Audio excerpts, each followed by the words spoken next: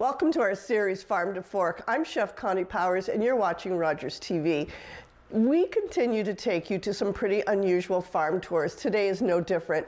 We're going to Young's Point, Ontario, to an aquaponic farm called Pure Homegrown. There we're going to meet Pete Kramer and his daughter Samantha, who run the whole entire farm.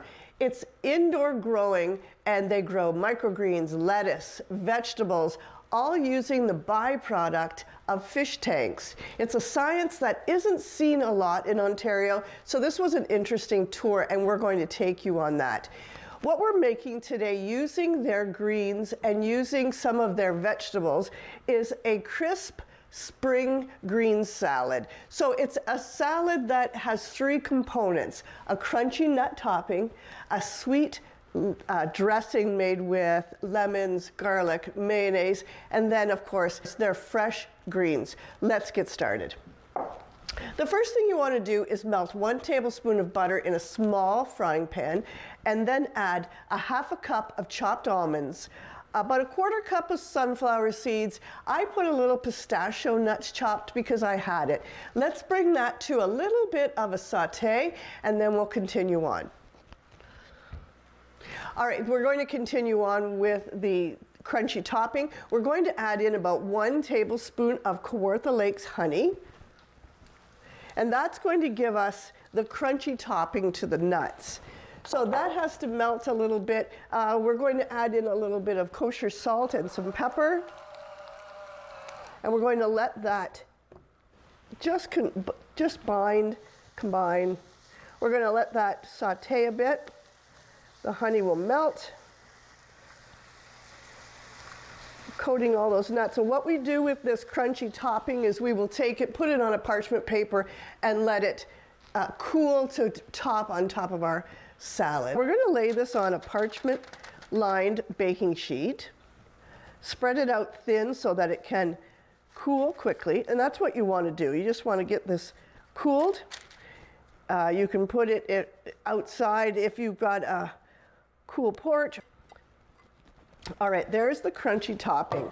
So what I have in here is 1 tablespoon of butter, 1 tablespoon of honey, some chopped almonds, some chopped any kind of nut, could be pistachio, could be walnuts, and some sunflower seeds. Let's let this cool. We're going to start the dressing, and that's a very simple dressing, but let's put it together. Now, when we were at the farm, we talked to Pete about how this farm started. So he and his wife went on a trip. They discovered this methodology of growing vegetables using byproducts of fish tanks. And he and his wife purchased a school in Young's Point, refurbished it to become this growing area. And that was their retirement project. Unfortunately, his wife passed away, and Pete was there plugging away and doing this farm with his daughter, and he's sticking to it. It's working. When I was there, I tasted some of the plants. Now, it's a system of 7 days, so they know when you can harvest. And I tasted some of the arugula, and it's like nothing you will find in a store. It's crisp, it's sharp, it's concentrated. What we're going to do with this dressing is add in about a half a cup of mayonnaise, 3 tablespoons of buttermilk. Don't be afraid of using buttermilk. It is delicious, and it makes everything just blend nicely. It's smooth, low fat. 3 tablespoons of buttermilk, about 1½ teaspoons of Dijon mustard, 1 shallot diced very fine. Keep losing my spatula.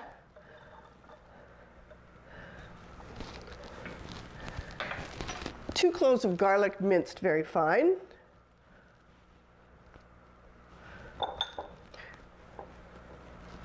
You're going to whisk this all together. Now, the crunchy nut topping is cooling, which is great, and we're starting the dressing. We're going to put in the juice of 1 lemon,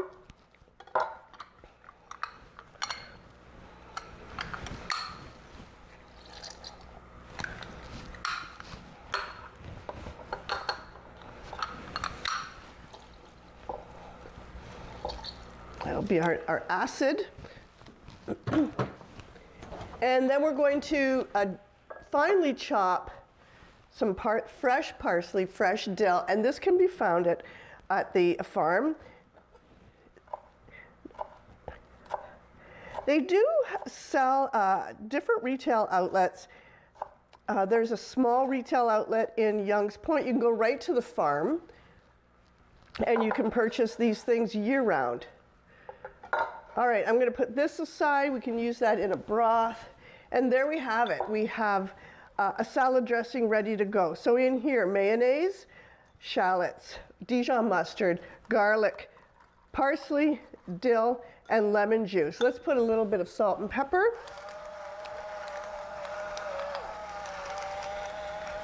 A little kosher salt and pepper. We're going to stir that up.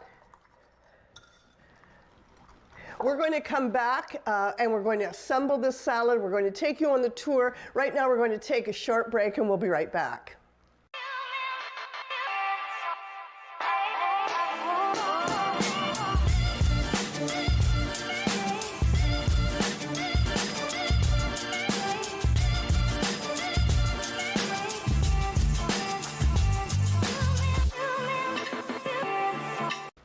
Welcome back. I'm Chef Connie Powers and you're watching Farm to Fork on Rogers TV. Today we're taking you to Young's Point, Ontario, to Homegrown Farm, and it is an aquaponic farm. We're going to take you to that tour. What we've done this morning is we have assembled all of the ingredients for a delicious spring crunchy nut topping salad. What we have here is about a tablespoon, a little less if you prefer, of unsalted butter, a half a cup of almonds chopped, some sunflower seeds, another kind of nut, pistachio, walnut, pecan, whatever you have, a tablespoon of honey, and some salt and pepper. We sauteed that a little bit and let it cool. We're going to continue to let it cool to get the optimum crunchiness. We have made a mayonnaise salad and we've assembled that. That has mayonnaise, some Dijon mustard, lemon juice for the acid, some dill, parsley, shallots, garlic, salt and pepper. That's sitting. Let it sit for a bit. You get more flavor. We have a half a cup of spring peas that are just going to start showing up in the garden.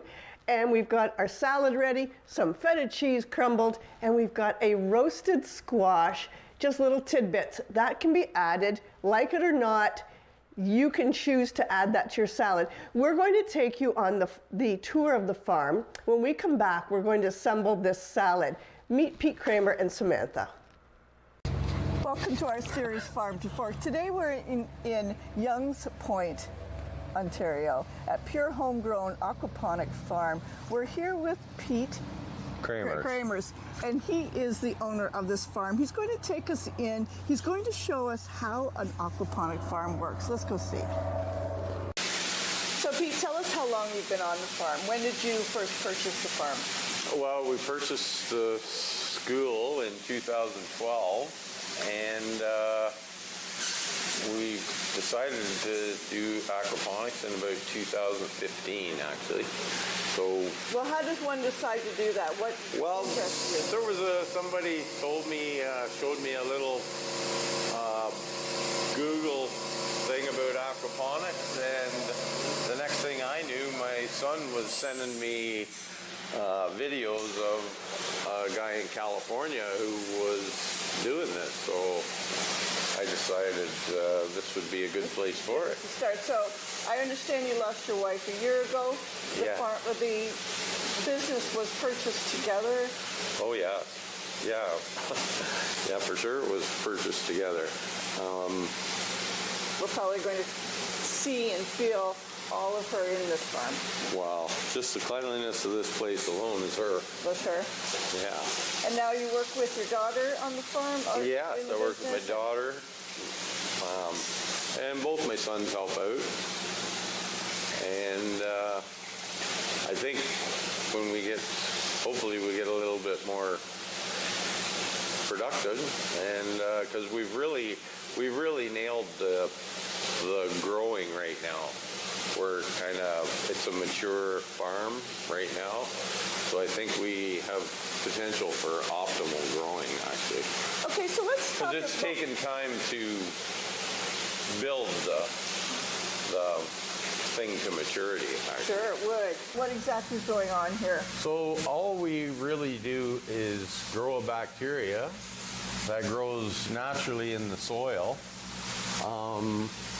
which changes ammonia from every living thing to nitrogen. And we do that in that bead filter over there.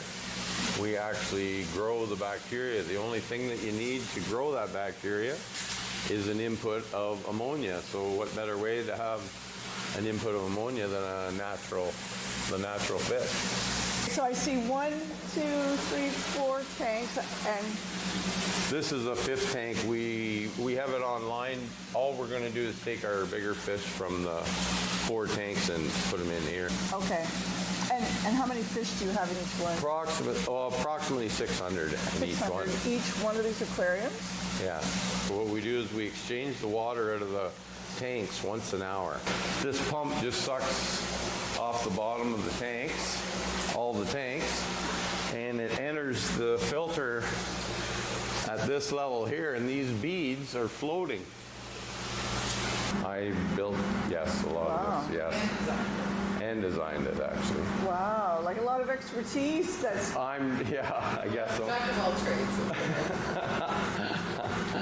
Yeah. So are you the only aquaponic farm in this area? I believe so. Have you heard of another? No, I didn't even know you were aquaponic until I talked to you the other day. Yeah, there was, I believe there was a larger one in, I want to say Mississauga. It was called Aqua Greens, but I think they've gone under because of COVID. Oh, I see. Right? This is a big undertaking because it's an unusual way to irrigate. Because you have to know a lot about fish as well. So there's no funding for this, right? Oh, is that right? No funding, no grants, yeah. The only computer I really have is my PLC computer that controls the pumps and the lights. You have invested a lot here. What we do is we bring in 162 flats of peat moss. Okay. And we just seed them in the seed room here. What time of the year would you do that, or is that like any time daily? Because Yeah. that's an indoor. This is an entirely indoor farm. Yes, yeah, So Yeah. you run right through the winter then. You grow right through the winter. yes. That's yeah. interesting. Yeah. Like we have kale, chard, cilantro, arugula, dill. Mostly leafy green. The air, this air has been blowing in here for 3 years straight. There's a gentleman in Alliance, Nebraska that's been growing oranges in Alliance, Nebraska for the last 30 years without any real heat in his greenhouse. But geothermal air. So, yes, with geothermal air. So I've done basically the same, only I've sunk like 10 pipes in the ground. So we get fresh air in there all the time. So it's always this temperature in here, Yes, even in midwinter. yes. Okay, so what are you growing? This is kale, some arugula, a little bit of arugula here. Do you like arugula? I do. I like the spiciness of arugula. Very much like a radish, like the heat of it. Yes. This is our harvesting bed. Some more delicious arugula. Is that spinach or arugula? I believe that's spinach. It's not nasty. Okay, that's nice.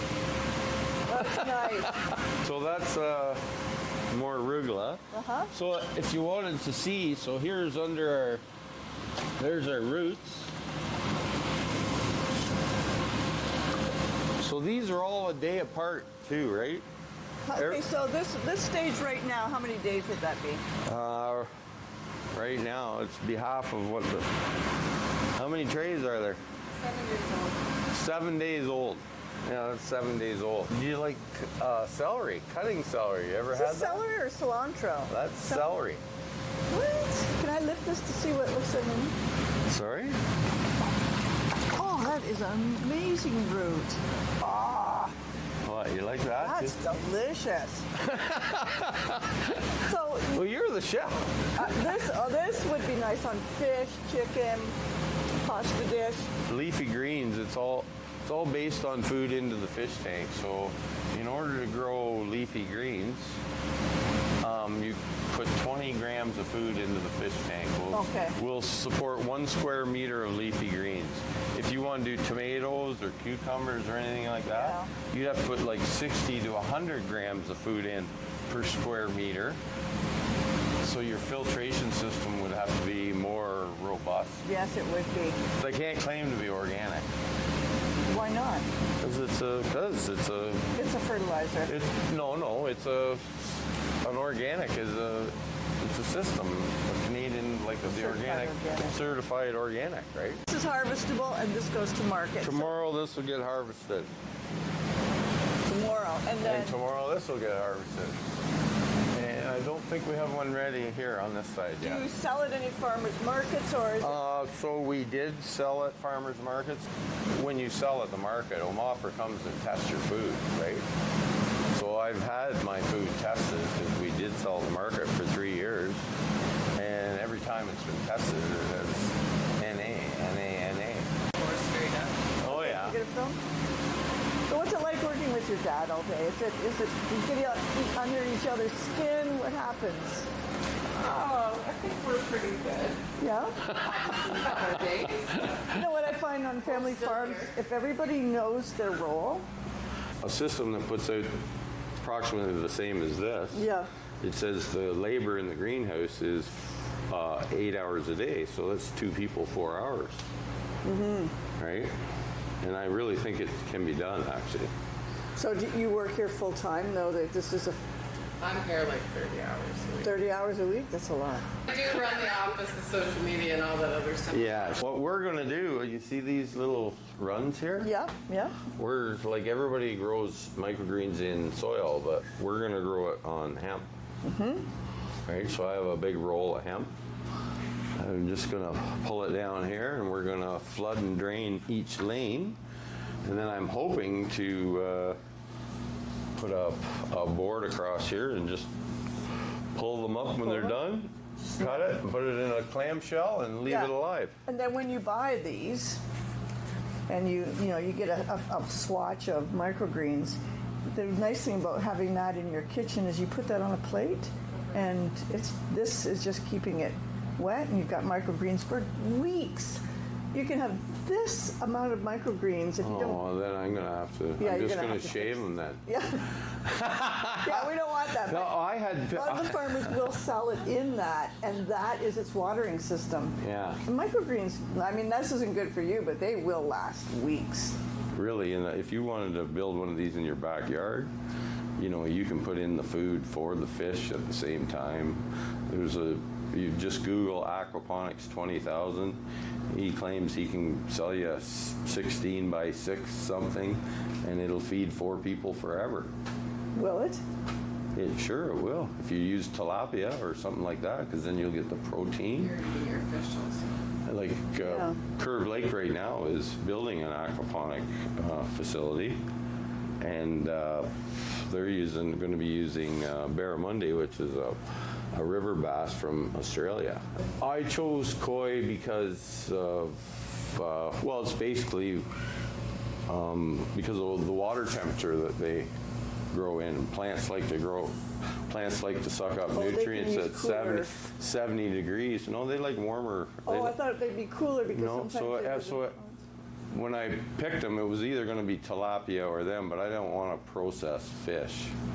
And Oh yeah, these will have a longer lifespan, right? yes, but if you were doing a tilapia, you'd have another tank in there because you'd actually be grading all your fish.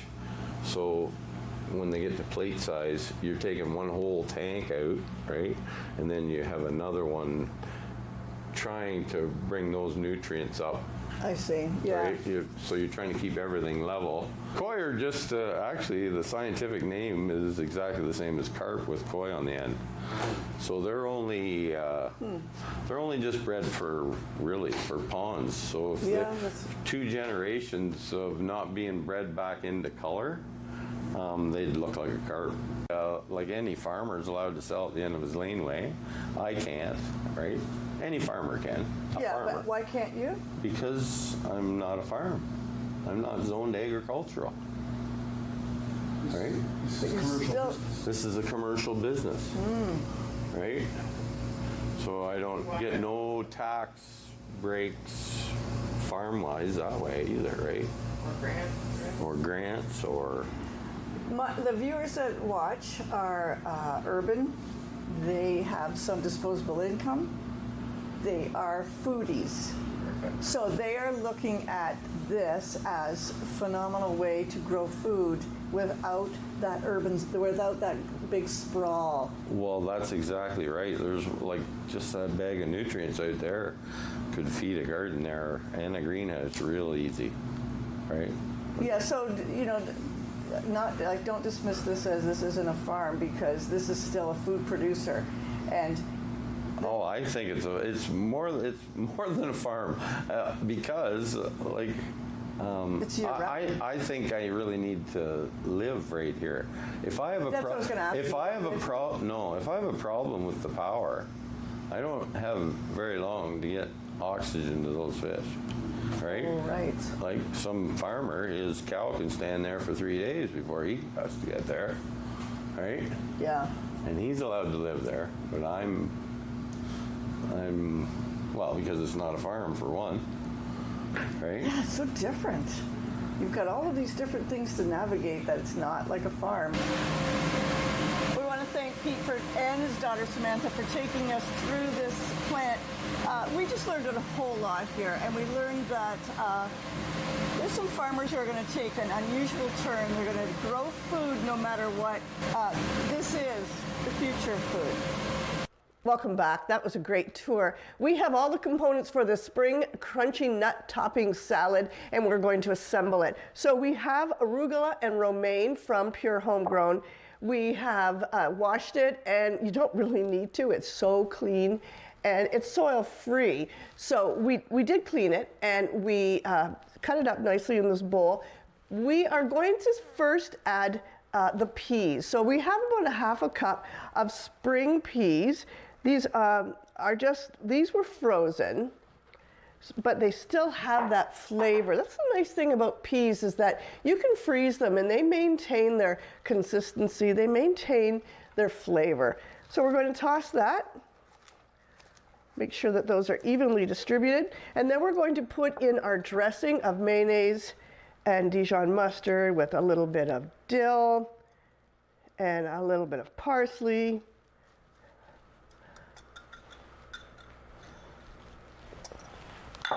We're going to combine that. This would be delicious with a grilled steak, a different protein outside. This is really nice and fresh for the spring. And then we're going to add in a little bit of the roasted and cooled squash. Now, if you don't want to do this, that's your preference, but it adds a nice nutrient-dense food to it.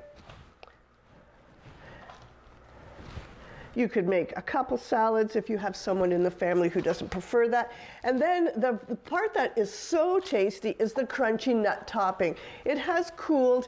It is only, you can see. Now this is something that you can't really make ahead, because it will tend to go clumpy in a container. Even if it's airtight, it tends to lose that crispiness.